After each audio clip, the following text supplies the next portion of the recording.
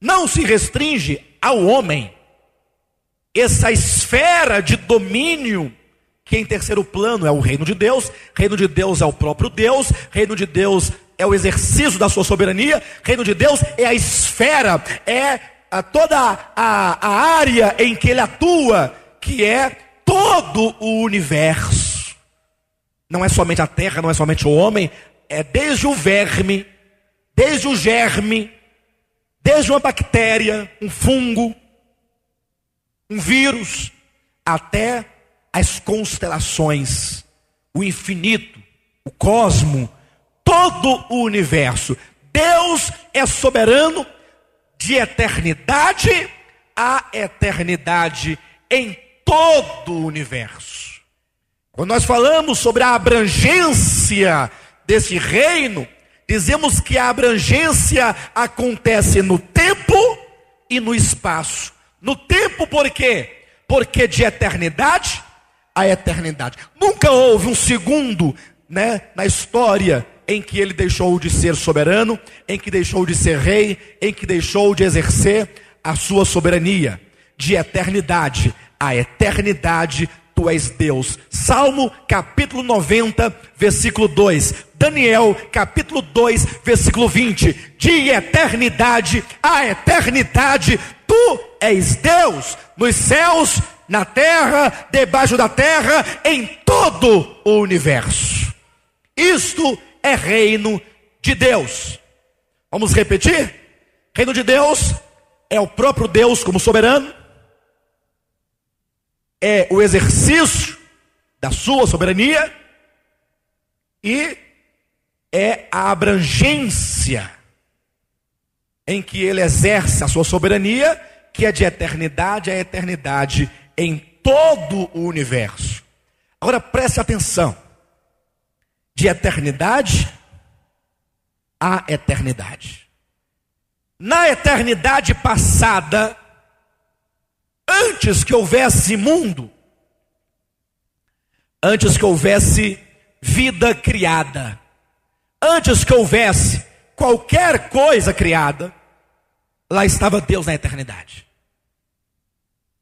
E ele disse: eu vou caminhar. Eu vou caminhar. E eu vou cruzar o tempo. Deus estabeleceu que haveria o tempo.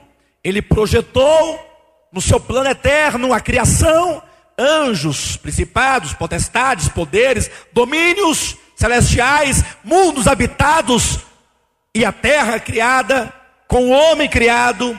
Ele definiu que haveria de ter um tempo e ele determinou: eu vou cruzar de uma extremidade a outra, eu vou caminhar, eu vou passar pelo tempo, vou me fazer temporal na pessoa do meu filho encarnado e eu vou chegar na eternidade futura.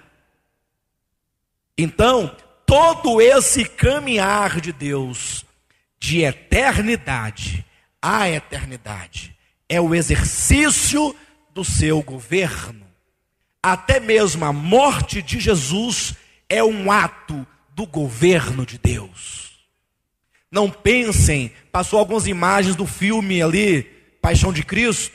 Não sei qual é o parecer de vocês sobre esse filme, também não me interessa muito, não queremos discutir essas questões, mas veja, quando Jesus sofria na cruz, Atos, no capítulo 4, nos diz que ali era um ato soberano de Deus. Deus mandou o seu filho para aquilo. Jesus, de certo modo, foi preso, mas de outro modo ele se entregou. É um ato soberano, é o exercício do governo de Deus. Ele é que age, ele é que determina. Não pensem que o homem é que fica manipulando os caminhos de Deus. Não, isso não é verdade.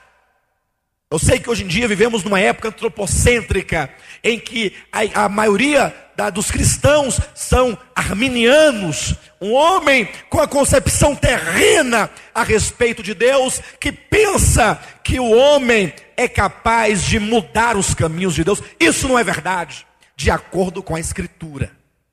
Isso não é verdade. Deus é Deus, o homem é criatura. Somente quando o cristão entende entende isso, ele se torna de fato um servo. Até então, ele é um Deus em pequena escala que usurpa o reino de Deus. Então esse trajeto de eternidade, cruzando o tempo até a eternidade futura, é o reino de Deus, é o plano de Deus, é o projeto de Deus. Então entenda, na história de Deus, de eternidade a eternidade, o que está envolvido aqui? O que está envolvido? Deus decidiu, depois de criar anjos, seres espirituais, criar criaturas na terra, ele decidiu compartilhar o seu reino, não a sua soberania, o seu reino com seres criados. Ele entregou, amanhã de manhã, falaremos com propriedade sobre isso. Ele entregou o reino, ou o exercício do seu governo, na mão de Lúcifer. Está aqui. Você vai governar desde os céus, não o céu do trono de Deus, os céus de seres criados, onde estão principados e potestades, a terra. Você vai governar. Mas o que esse ser criado fez? Ele usurpou. Ele disse: a partir de agora eu comando, domino. Eu não quero ter um reino compartilhado, porque Lúcifer, ao receber de Deus, eu falo Lúcifer tratando-se antes da queda, porque depois da queda ele é Satanás. Quando ele recebeu, ele deveria governar debaixo de governo. Mas ele não queria isso. Ele usurpou, ele tomou, ele desafiou a Deus. Então a história da Bíblia, a história de Deus, começando na eternidade, é de um reino que foi comunicado, primeiro. Segundo, um reino que foi usurpado. A história da Bíblia começa um reino compartilhado, um reino usurpado.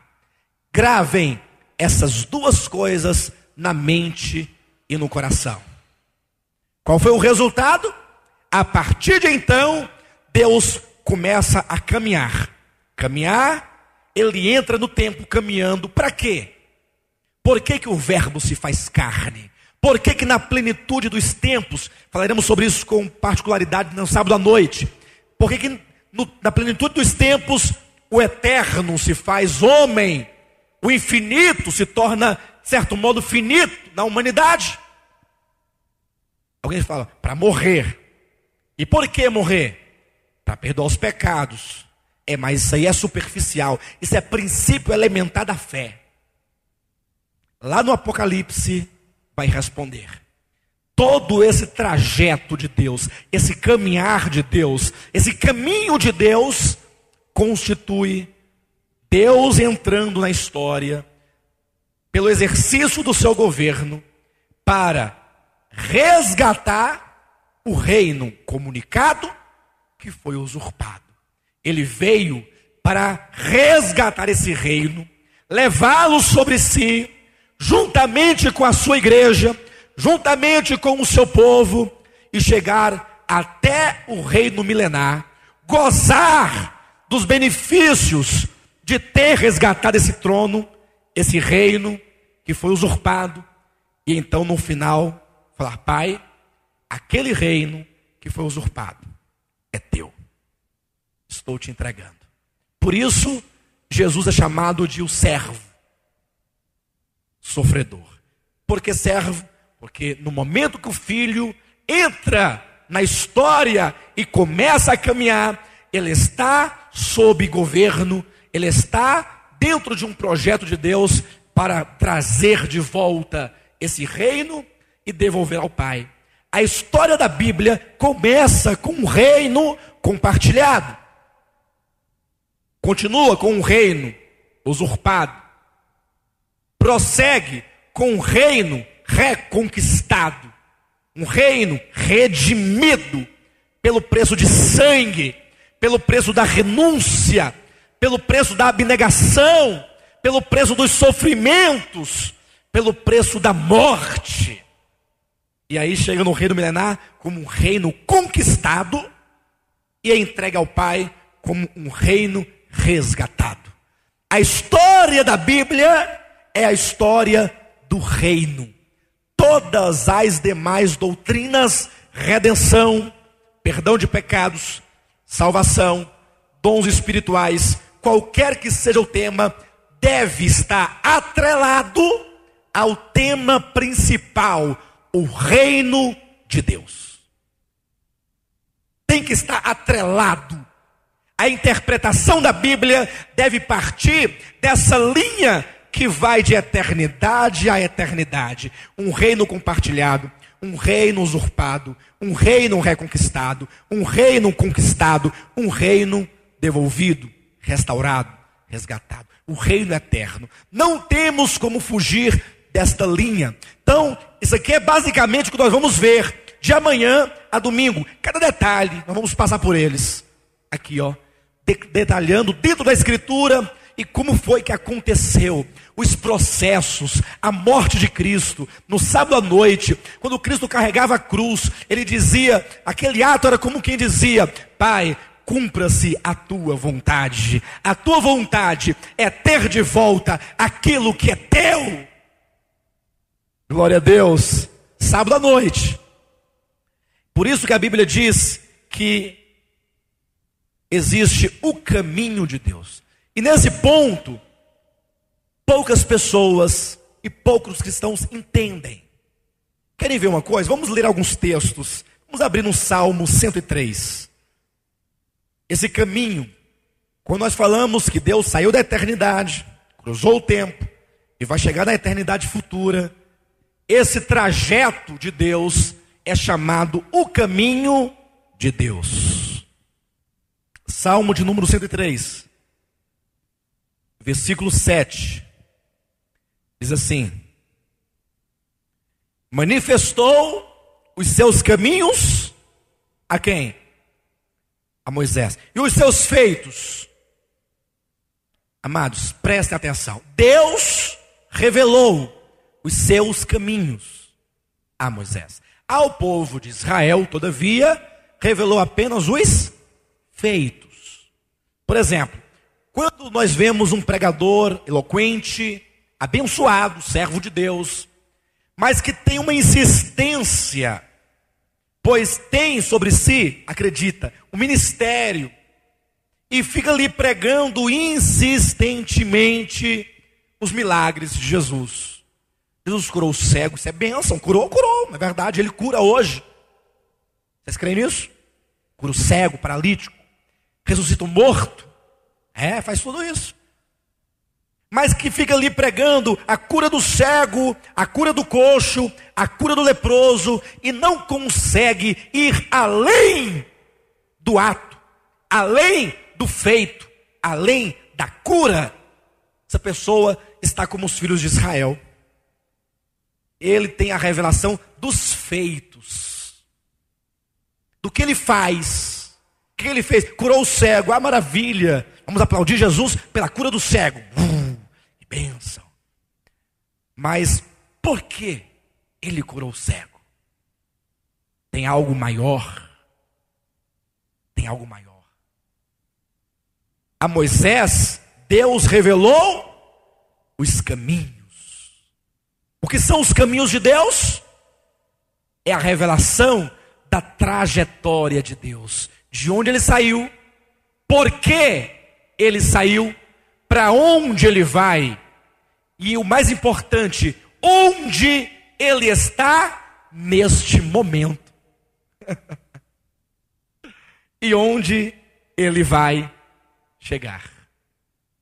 É uma compreensão holística, global, universal da Bíblia. É por isso que nós não compreendemos a Bíblia com um texto isolado. Todo entendimento tem que estar atrelado ao todo. Moisés